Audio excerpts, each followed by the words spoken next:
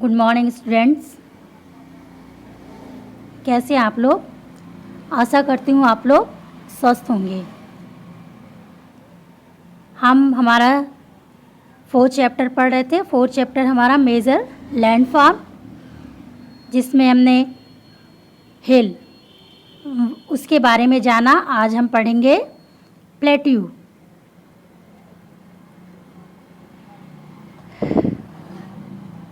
A plateau is like a mountain with a flat top. It is a large highland area of flat land with steep slope. The height of a plateau varies from a few hundred meters to several thousand meters. Plateaus are also called tableland because of their shape.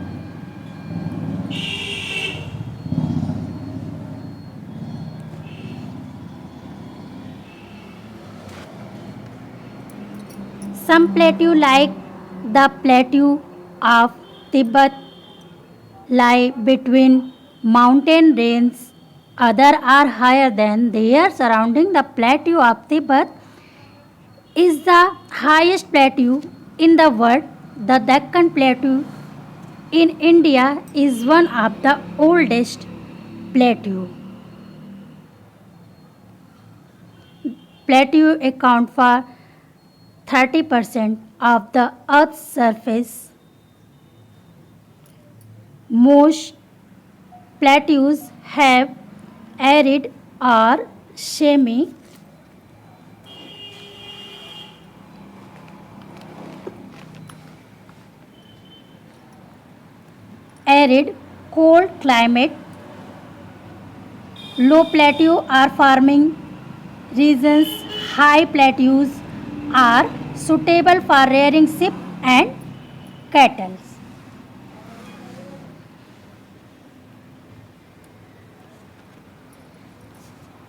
Plateau. Plateau means पठार। पठार यानी कि जमीन के ऊपर उठी हुई एवं सपाट या समतल भूमि होती है या आसपास के क्षेत्रों से अधिक ऊंचा उठा हुआ होता है। अगर हम बात करें जमीन की सतह की, तो यह उससे ऊंचा उठा हुआ होता है और जो उसका ऊपर का जो भाग होता है वह टेबल के जैसे होता है। जिस तरह से टेबल ज़मीन से ऊपर ऊंचा उठा हुआ होता है और उसके जो ऊपर की जो सतह होती है वो कैसी होती है? वो सपाट होती है, समतल होती है।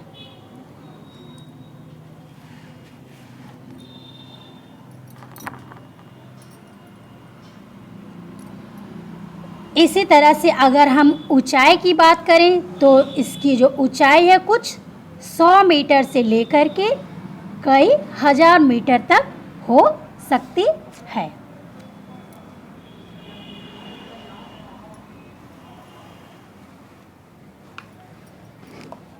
जो लो प्लेट्यू रीजन है वो फार्मिंग के लिए बहुत सूटेबल है और हाई प्लेट्यू ये रेयरिंग शिप और कैटल, भेड़ों और पशुओं को के पालन के लिए बहुत ही सूटेबल है।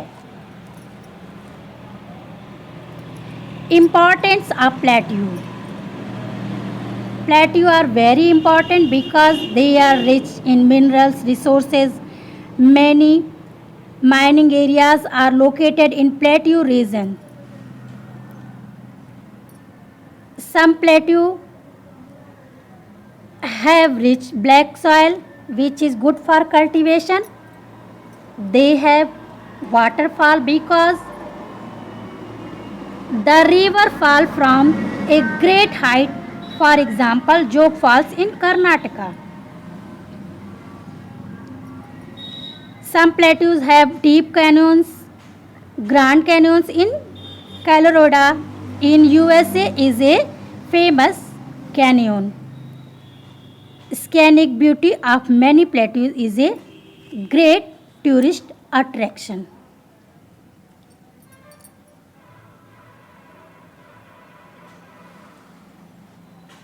प्लेट्यू ये बहुत ही महत्वपूर्ण है क्योंकि इसमें जो है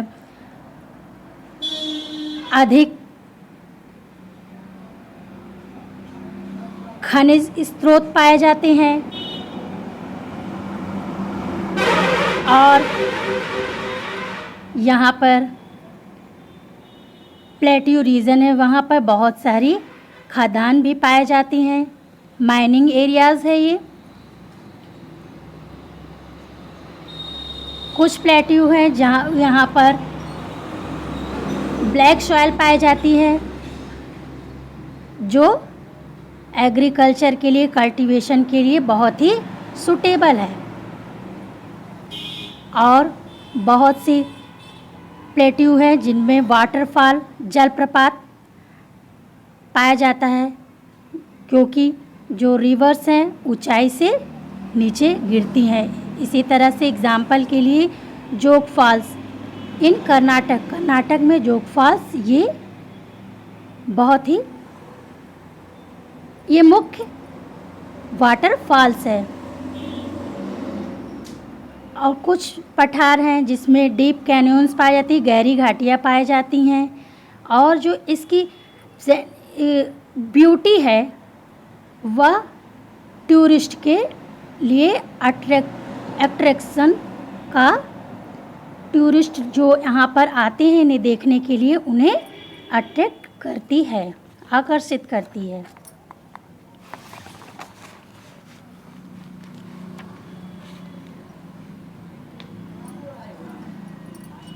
चलिए हम देखते हैं प्लेन्स, मैदान। Plains are vast stretch of flat mainly grassy area. They are not more than 200 meters above the sea level. Some places have very level land. Other may be slightly rolling or undulating. Plains are divided into two groups: coastal plains bordering the sea, B. Interior plains located in the interior. Most of the plains are formed by rivers and their tributaries. The rivers deposit the silt brought down from the mountain along the riverbed over a period of time. This deposit leads to the formation of plains. The Gangetic plains in India are formed by the silt deposited by river Ganga. Plains cover 55% of the Earth's land surface and 90% of the Earth's population lives on plains. In India, Indo-Gangetic plains are the most thickly populated region of the country.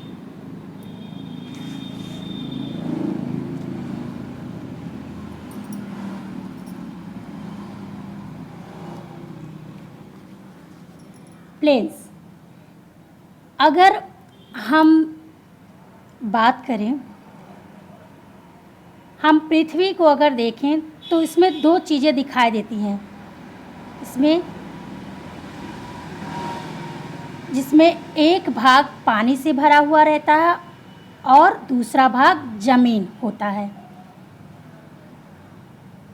और जो भाग पानी से भरा हुआ होता है उसे जलमंडल कहते हैं और जो भाग ज़मीन वाला होता है स्थल भाग उसे हम स्थल मंडल कहते हैं। और जो प्लेन्स है उस समतल भूमि के जो बहुत बड़ा भाग होता है उसे क्या कहा जाता है, उसे मैदान कहा जाता है। और इसकी जो ऊंचाई है उसकी हम बात करें तो उसकी जो ऊंचाई है 200 मीटर से कम होती है। और इसका फैलाव क्या होता है, इसका फैलाव बहुत ही ज़्यादा होता है। प्लेन्स को दो ग्रुप में डिवाइड किया गया है, एक कोस्टल प्लेन्स और एक इंटीरियर प्लेन्स। प्लेन्स का जो अर्थ लैंड सरफेस है वह 55% कवर है प्लेन से, और जो उसका 90% अर्थ सरफेस है उस पर जनसंख्या निवास करती है या जनसंख्या रहती है, 90% जनसंख्या। अब हम आगे पढ़ेंगे importance of plains. Plains provide highly fertile and productive land for cultivation where a large variety of crop can be grown. They are thickly populated because life is more comfortable on plains. यानी कि जो planes है वह उस पर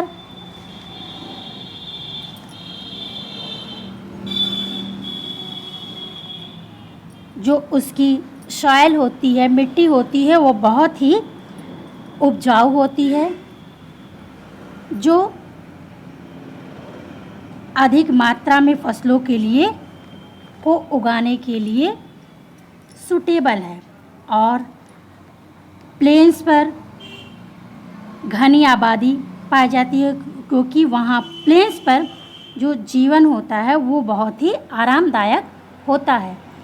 बहुत सारे towns हैं, सिटीज़ हैं, प्लेन्स पर ही पाए जाते हैं, प्लेन्स पर ही स्थित हैं।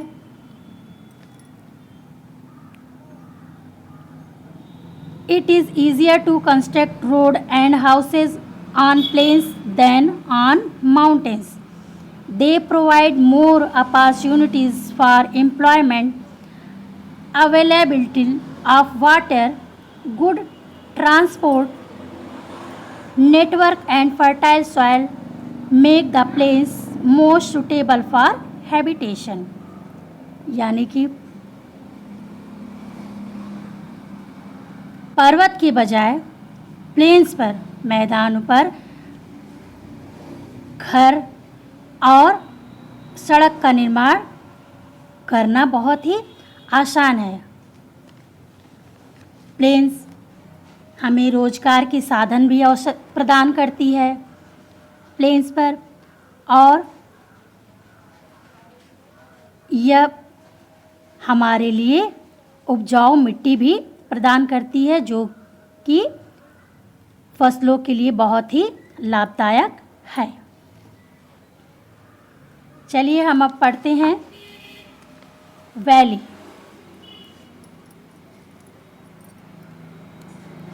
घाटी। A valley is a lowland between two mountains. Most valleys are formed by erosion by water and wind over a long period of time. Sometimes millions of years can wear down land and create landforms like valley and canyons. Valley often have very fertile soil. They generally have a body of water such as a river, streams or lake located within valley. यानी कि दो पहाड़ों के बीच के गहरे भाग को घाटी कहते हैं। घाटी अधिकांशतः कटाव के कारण बनती है। जब लंबी अवधि तक पानी और हवा के द्वारा कटाव और क्षीण होने के कारण यह बनती है। स्टूडेंट्स, आई होप यहाँ तक आप लोग को समझ में आया होगा। इसका अगला पार्ट मैं नेक्स्ट वीडियो में लेकर आऊँगी।